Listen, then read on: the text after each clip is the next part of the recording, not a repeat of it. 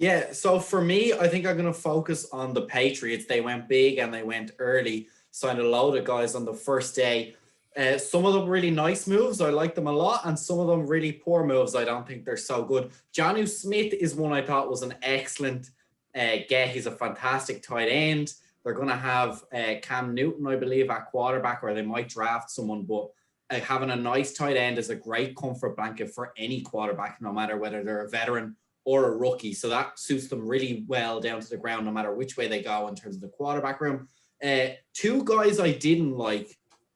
Jalen Mills, I thought they spent a lot of money for, considering he's an Eagle cornerback who hasn't covered himself in glory, really. And then also Nelson Aguilera. Now, he did have a better season last season with the Raiders, but historically has not led anywhere near the numbers and had a significant amount of drops. So I think they gave him, I believe, 13 million a year. That's a lot of money to pay a guy who really still has to prove himself as a good wide receiver.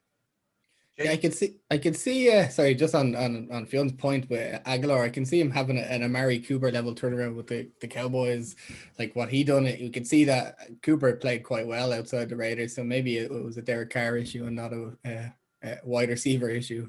The two I was thinking of though was Corey Davis to the Jets. I kind of liked because we know Corey Davis can play a bit of ball. He's good. He's fast.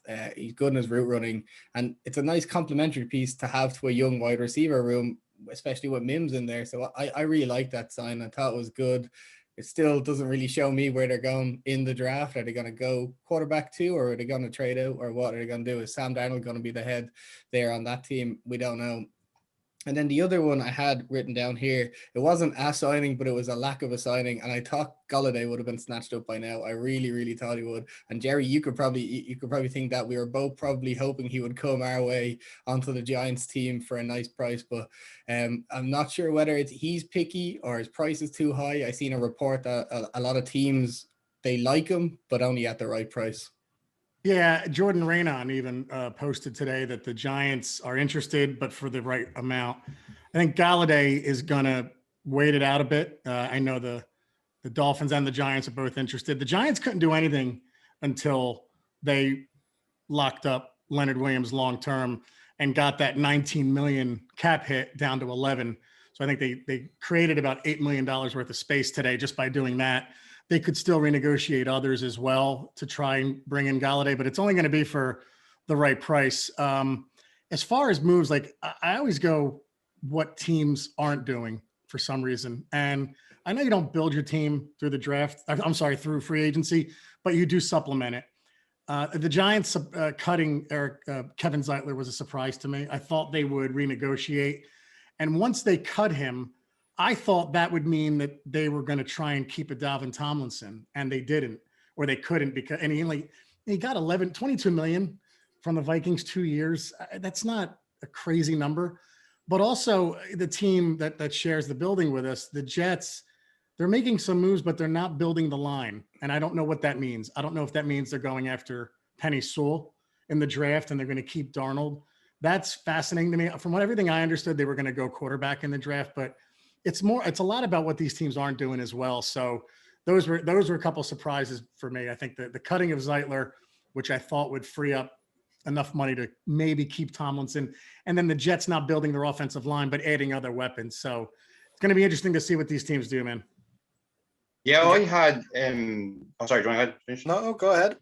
Cool. What I would have said was, like, it's going to be hard for me not to say, oh, well, the best signs of free agency was all the Patriots players they just signed. But it was actually one Patriot that left the building and went to the Chiefs, and that was Joe Thuney. The interior O-line for the Kansas City Chiefs, especially, you saw what it was like in the Super Bowl. They got obliterated. You lose Mitchell Schwartz and Eric Fisher.